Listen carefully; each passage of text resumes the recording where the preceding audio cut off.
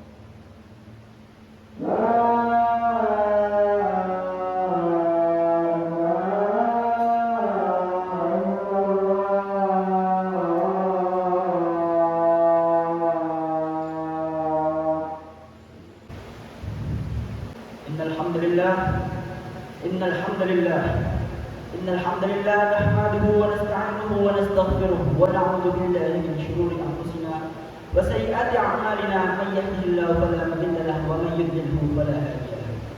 أشهد أن لا إله إلا الله وأشهد أن محمدا عبده ورسوله لا نبي ولا رسول بعده. اللهم صل وسلم على محمد وعلى آله وأصحابه ومن تبعهم بإحسان إلى يوم الدين. يا أيها الذين آمنوا اتقوا الله حق تقاته ولا تموتن إلا وأنتم مسلمون.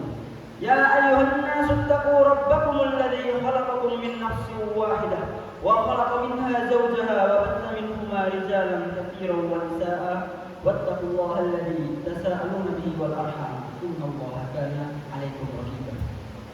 فإن أصدق الحديث كتاب الله وخير الهدي هدي محمد صلى الله عليه وسلم وشر الأمور محدثاتها وكل محدثة بدعة وكل بدعة ضلالة وكل ضلالة في النار. Amma ba'd.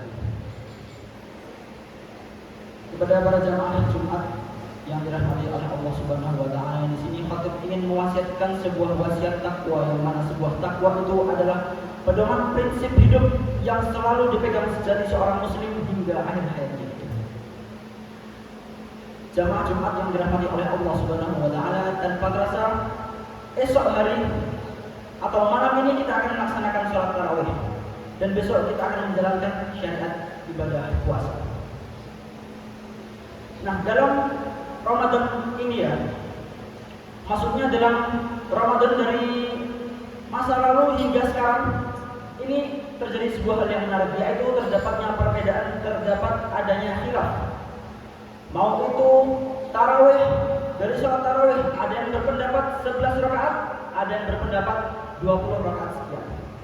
Ada pula yang berpendapat bahwa sholat tarawih lebih afdal dilakukan 2 rakaat atau 4 rakaat itu menjadi khilaf tersendiri dari kalangan para ulama. Namun pada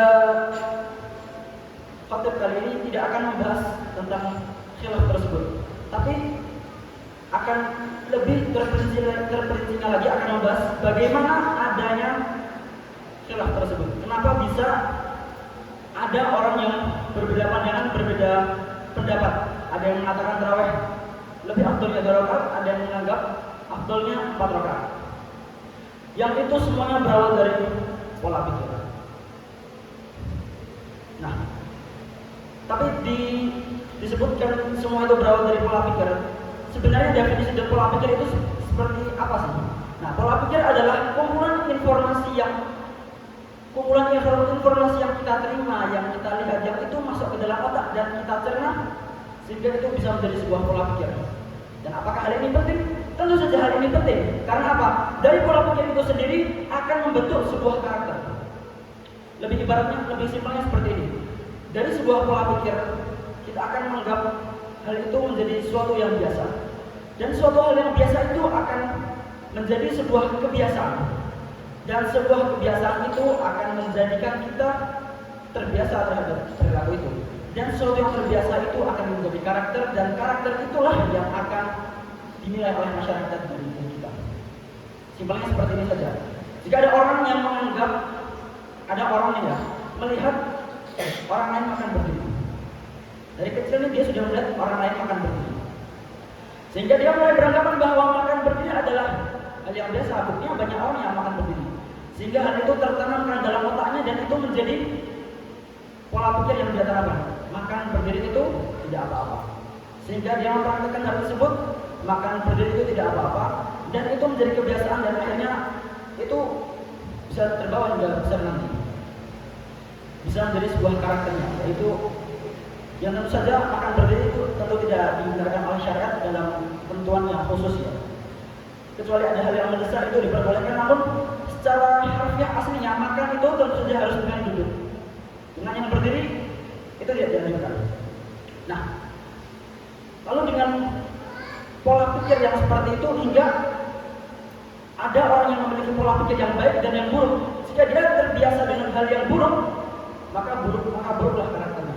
Dan apabila dia terbiasa dengan pola pikir, dengan kebiasaan yang baik-baik, maka baik pula lah perangainya, baik pula lah karakternya, baik pula lah sifat-sifat yang dia alami dalam kehidupan sehari-hari. Nah, dalam pola pikir baik ini bisa menentukan dari segala aspek. Yang paling pertama adalah lingkungan. Lingkungan ini adalah sesuatu hal yang sangat penting, dan alhamdulillah kita semua berada di lingkungan yang insya Allah ini lingkungan yang baik, terjaga juga insya Allah aman. Dengan setiap harinya dilanjutkan bacaan Al-Quran, setiap harinya kita semua berjamaah di masjid, insya Allah ini lingkungan yang baik. Namun bagaimana dengan lingkungan yang tidak baik? Kita ambil perumpamaan, di suatu daerah sana ada yang namanya pembegal atau yang lebih kita kenal sebagai kelitih. Nah, kelitih itu apa yang sebenarnya mereka cari? Yang sebenarnya mereka cari adalah mereka itu seperti caper, mereka tuh nyari perhatian biar bisa dianggap keren. Keliti itu jika nggak nyerang orang, kalau nggak bacoin orang itu mereka ngapain lagi? Ya tugasnya keliti yaitu mereka melakukan hal seperti itu agar dianggap keren. Nah ini dari sisi yang buruk. Dengan lingkungan dia yang sama-sama pembegal, sama-sama preman, dia akan mendapat pujian, wah keren sekali dengan kamu bisa membaca orang ini sangat keren. Nah itu dengan pujian seperti itu, itulah yang membangkitkan semangat orang untuk melakukan kerja atau dia lebih tepatnya mencari perhatian. Itu dari sisi negatifnya. Dan jika kita mengambil dari sisi positif, bisa diibaratkan sebagai seorang pelajar teladan.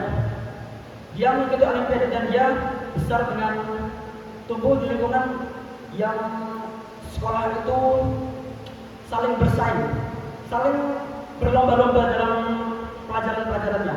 Sehingga apa? Sehingga apa yang dicari dari anak itu di lingkungan seperti itu, tentu saja dia mencari perhatian agar dianggap keren. Dia mengikuti banyak lomba-lomba, dia belajar banyak, dia memahami banyak, dan dia mengikuti banyak lomba dan menjuarainya tentu saja agar dianggap keren. Dan ini dengan lingkungan saja sudah berbeda. Yang satu lingkungan yang buruk sehingga menjadikan hasil yang buruk pula. Dan yang satu yang menghasilkan yang dari lingkungan yang baik sehingga apa? Sehingga itu menghasilkan sesuatu yang baik pula. Nah, namun untuk semisal ada orang yang tumbuh dengan lingkungan yang buruk, dengan yang tidak mendukung, karena kita tentu saja tidak bisa memilih takdir. Takdir itu semuanya dari Allah Subhanahu wa Ta'ala. Dan bagaimana cara kita secara naluriah kita memiliki pola pikir, memiliki mindset yang baik seperti apa? Dengan cara kita mengikuti atau kita mengambil semua yang ada di Al-Quran dan Hadis maupun Sunnah. Kita mengamalkannya, kita melaksanakannya, dan kita dengan niat ikhlas kita melakukan hal tersebut, insya Allah pola pikir itu akan terbentuk dengan sendirinya, terbentuk dengan baik, terbentuk dengan jelas, dan insya Allah perilaku kita, perangai kita, sifat-sifat kita pula akan mengikuti apa yang ada di Al-Quran, Hadis maupun Sunnah. Dan dengan memiliki pola pikir yang baik, tentu saja kita akan dipandang masyarakat hal yang baik juga. Jika kita dipandang sebagai orang yang buruk, perangai yang buruk, dengan lingkungan yang buruk itu, maka tentu saja kita akan dianggap sebagai buruk. Dan tentu saja hal yang buruk itu sesuatu yang celaka. Yang celaka itu sesuatu yang mengantarkan kita pada neraka. Dan ingatlah bahwa yang namanya kebaikan itu tidak akan pernah datang ke orang yang salah. Yang namanya hidayah itu tidak akan pernah datang ke orang yang salah. Hidayah akan datang ke orang-orang yang benar-benar Allah rasa itu mampu dia tangani, mampu dia emban sebuah hidayah itu, sehingga dengan sebuah hidayah dia menjadi orang yang memiliki pola pikir yang baik, juga sifat-sifat ini seperti sifat Nabi, seperti Nabi kita Rasulullah SAW memiliki banyak sifat-sifat yang baik, syidik, patonah, amanah, dan yang lain sebagainya.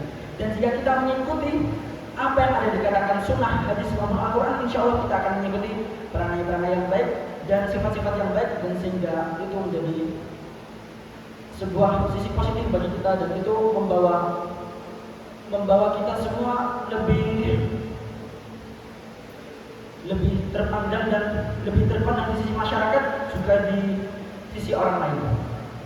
Aku lakukan hada, astaghfirullah li wa lakum, astaghfiruhu innahu huwal ghafurur rahim.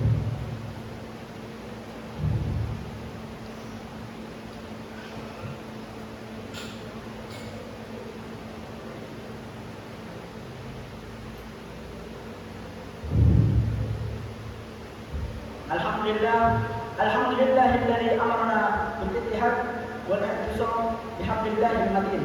Asyhadu an la ilaha illallah wa asyhadu anna Muhammadan abduhu ورسوله لا شريك له إياه نعبد وإياه نستعين وأشهد أن محمدا عبده ورسوله المبعوث رحمة للعالمين اللهم صل على محمد وعلى آله وأصحابه أجمعين عباد الله اتقوا الله ما استطعتم وسارعوا إلى مغفرة رب العالمين. Sidang jamaah Jumat yang dirahmati oleh Allah Subhanahu wa taala. Pada khutbah yang kedua ini, marilah kita introspeksi diri sendiri. Marilah kita introspeksi diri kita. Apakah kita sudah memiliki pola pikir yang baik itu sendiri atau belum? Apakah kita sudah pantas sebagai calon penghuni surga itu sendiri atau belum? Oleh karena itu, dengan kita mengikuti Al-Quran, Sunnah maupun hadis, kita mengamalkannya dengan ikhlas juga tulus, maka insya Allah itulah yang akan dipandang, itulah yang akan dianggap, itulah yang akan dihadirkan derajatnya pada surganya Allah Azza wa Jalla. Nah, masih tentang pola pikir tadi, dengan segala aspek yang sudah disebutkan, mau itu pola pikir lingkungan dan cara memiliki pola pikir yang baik. Namun ada satu hal yang masih menjadi PR tersendiri untuk kita umat muslim ini, yaitu apa? Sebuah tantangan. Tantangan itu seperti apa? Seperti halnya perang pemikiran atau ghazwul fikr. Yang jelas jika kita sekarang tidak berperang secara zahiriyah, secara batin, secara fisik, kecuali mereka yang sedang berada di luar sana. Di Indonesia ini, alhamdulillah kita negeri yang damai, namun damai-damainya ini bukan berarti tidak ada perang. Ada perang, namun perang yang berbeda, perang yang tidak terlihat, yaitu perang pemikiran. Para kafir Quraisy mereka menginginkan agar kita umat muslim di seluruh dunia, bukan hanya Indonesia saja. Mereka menginginkan bahwa kita tidak kembali pada Al-Quran maupun Sunnah. Mereka menginginkan apa?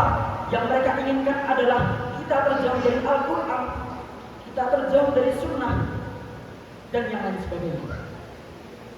Disebutkan dari ada seorang raja Louis ke-7 kalau tidak salah. Dia berkata, jika kita ingin memerangi kaum muslimin secara fisik, secara face to face, secara berhadapan-hadapan, kita tidak akan pernah menang. Jika kita ingin menang melawan mereka, maka rusaklah dari pikiran mereka terlebih dahulu. Dan seperti itulah para jamaah Jumat yang dirahmati oleh Allah Subhanahu wa taala. Maka dengan banyaknya perang pikiran ini, maka yang harus kita lakukan adalah tetap kembali berpegang teguh pada Al-Quran, Sunnah maupun hadis. Dan tentu saja itu kita amalkan dalam kehidupan sehari-hari dan tidak menyanyiakannya dalam kehidupan sehari-hari. Inna Allah wa malaikatahu yusalluna 'alan nabi. Ya ayyuhalladzina amanu shallu 'alaihi wa sallimu taslima. Allahumma shalli wa sallim wa barik ala Muhammad wa ala alihi wa ashabihi wa qarabatihi wa azwajihi wa dzurriyyatihi ajma'in. Allahumma aslih jami'a wulatal muslimin wa ansur al-islam wal muslimin. Allahumma ighfir lil muslimina wal muslimat, lil mu'minina wal mu'minat, al-ahya'i minhum wal amwat, innaka qaribun mujibud da'wat wa ya qadiyal hajat. Allahumma iftah abwabana bainana wa baina qaumina bil haqq wa anta khairul fatihin. Rabbana atina fid dunya hasanah wa fil akhirati hasanah wa qina adzabannar. Ibadallah, innallaha ya'murukum bil 'adli wal ihsan wa ita'i dzil qurba wa yanha 'anil fahsya'i wal munkar wal baghi ya'idukum la'allakum tadhakkarun. Wa la dzikrullahi akbar. Aqimus shalah.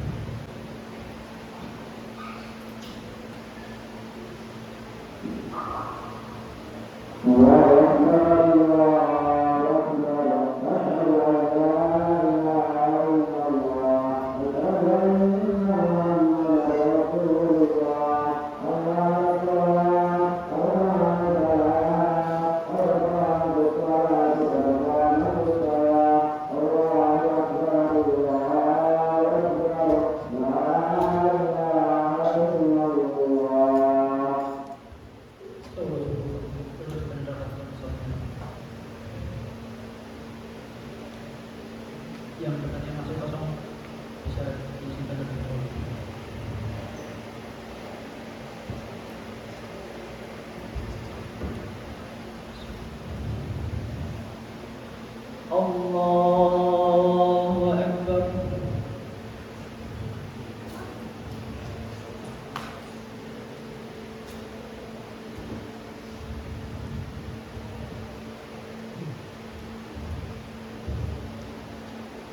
Bismillahirrahmanirrahim.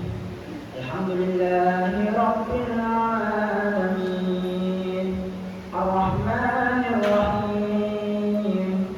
Maliki yaumiddin.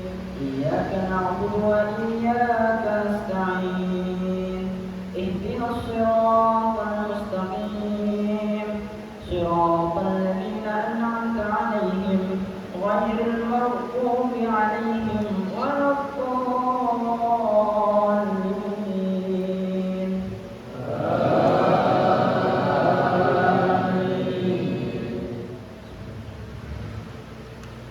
La taj'alu du'a ar-rasul bainakum ka du'a'i ba'dikum ba'dha.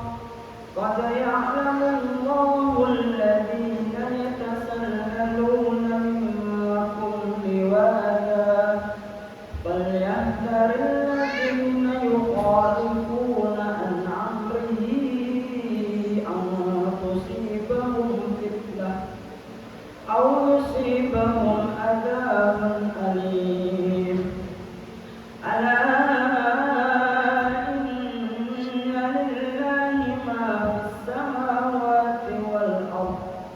قد يعلم ما أنتم عليه ويوم يرجعون إليه فينبئهم بما عملوا والله بكل شيء عليم.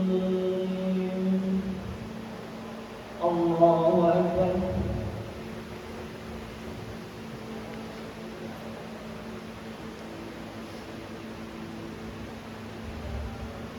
سمع الله لمن حمده. الله أكبر.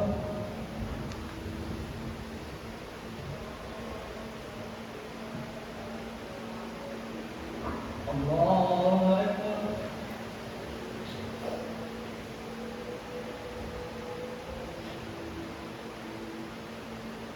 الله أكبر.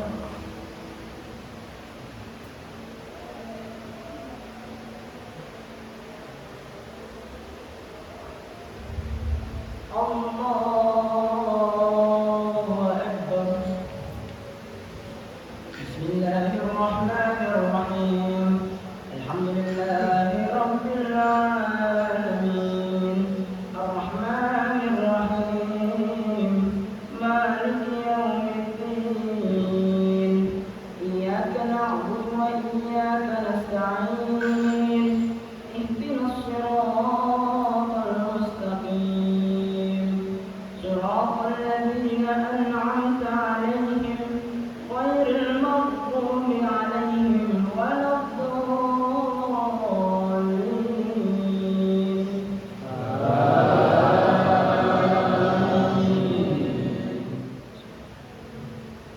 الرحمن علم القرآن خلق الإنسان علمه البيان.